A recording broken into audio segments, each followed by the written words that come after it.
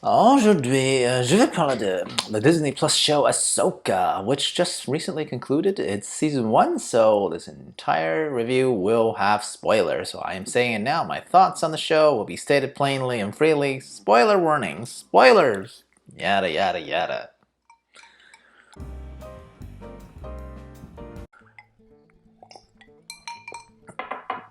Hey, XenPuck here.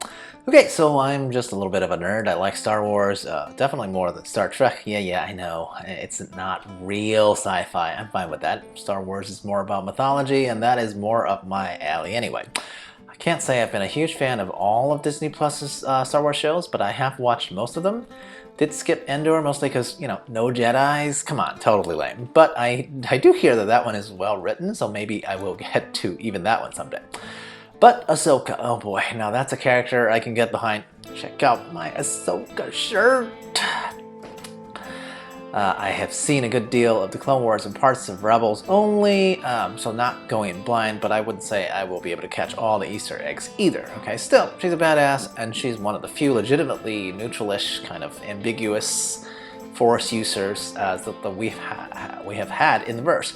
So my hopes are high for this show, and now that I've seen it, I can honestly say that it was decent, but I do have gripes. I mean, I think any Star Wars fans should watch the show. It's got some good, compelling characters, some very good fight choreography, and maybe just a wee bit of character development as a side dish kind of thing, right? So worth the time. There are worse TV shows in the world, and yet I had to get all these compliments out of the way because, the rest of this video will sound a little bit nitpicky, okay? Because my urge to rant is high. So yes, you should watch the show and then maybe see if we agree on the parts where my reactions is mostly, okay? Seriously? That's what I thought. Anyway, if you enjoy some random rants from a dude with absolutely no production skills, clearly, like, subscribe, share, and comment, or whatever. I'll be great regardless, because I just do these for funsies. Hit that bell icon. I don't even know where that is, again. But people who watch YouTube probably knows better than me, right? Okay, first gripe. Character stagnation. Most glaring example, Ezra. See, he is a major character. So it's been a whole decade since he sacrificed himself to remove Thrawn from the equation. And he's just been doing what exactly on an alien planet? Hanging out with the harmless turtle alien colony that we find him with on this show? Like, seriously? The Baylan Skoll character can sense some great force power on this, very foreign alien planet. But our plucky hero of Rebels, by the way, Ezra, had no idea for a whole decade? I mean, if you were trapped in a foreign land, it's been a year or two, so rescue does not seem imminent, right? I mean, wouldn't it be logical to, I don't know, look around, go on a personal journey of discovery and development? But instead, Ezra seems to have just stayed totally static. His force powers are okay, just okay, as it was when he was essentially a teen protagonist, but in this series, he is in his physical prime. And what, nothing? And he's not the only one, right? What the heck has Ahsoka herself been doing, right? She used to be one of the finest duelists the Star Wars has ever shown, right, in the inverse. And now she's stalemating more or less and slightly losing to a no-name Clone Wars era Jedi General like Baylan? What? At least when good guys used to lose to bad guys, we can say, oh, dark side gives quicker resolve or whatever, it's a cheat. But Baylan Skoll, this dark Jedi character, whatever you want to call him, he clearly, I don't think I've ever seen him really tap into the dark side, okay? Dude seems pretty chill for a bad guy. And Ahsoka can't even beat this dude? Seriously? Like, what has she been doing for this past decade? Just hot tubbing it and eating wings? It's ridiculous, okay? Gripe number 2, the massive amount of wasted potential in the 2 Dark Jedis, okay? I mean, I'm a fan of Ray Stevenson, but his character, Baylan Skoll, okay, I just don't get it. Out of nowhere, he is powerful enough to challenge someone as cool as Ahsoka with no explanation, right? We can't even get some shoehorn type of magical MacGuffin to explain how this dude can beat the Chosen One's apprentice in a straight-up one-on-one duel. And what is up with this dude's mentoring style, okay? He takes a cool emo chick, Shin, as apprentice, and then just kind of drops her once they're in this foreign planet because she has ambitions that are different from his own?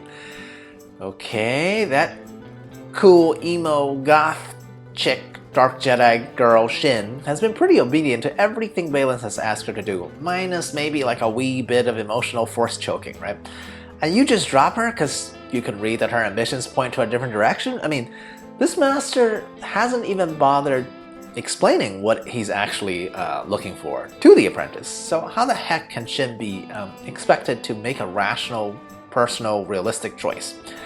Now, I know these guys aren't Jedis, but I always assume that if you're devoting yourself to a single teacher / mentor, the contract doesn't just say, oh, and the breakup clause is as simple as maybe we don't like the same pastries or whatever. Cake or pie!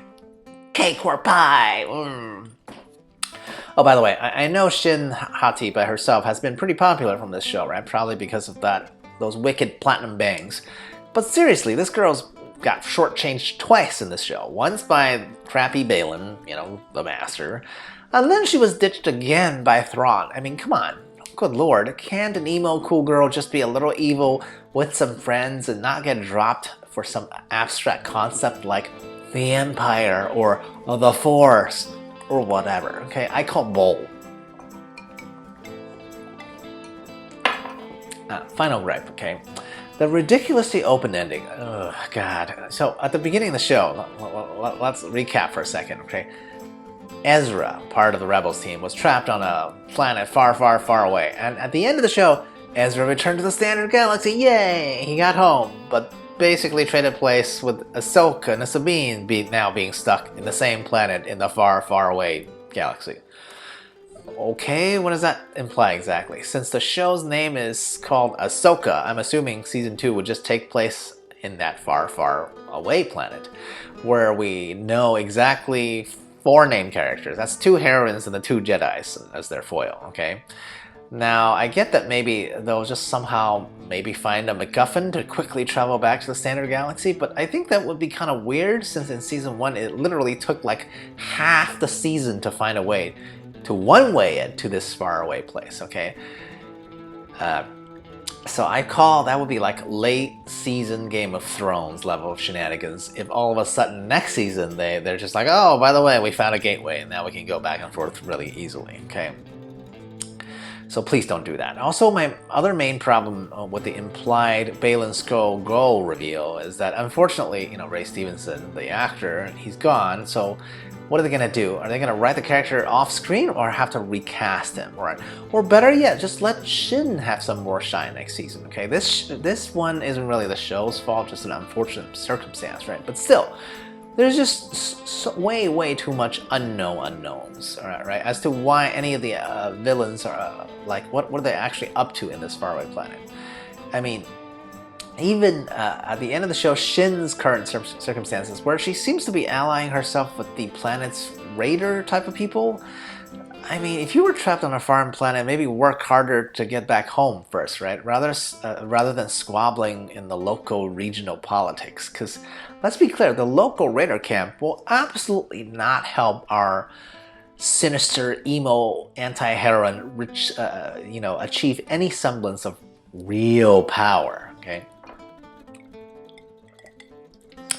So yeah, in the end, I know I complain a lot, but really I did enjoy the show, right? Open endings are not necessarily a bad thing, even if I felt the character in distress simply got swapped, okay?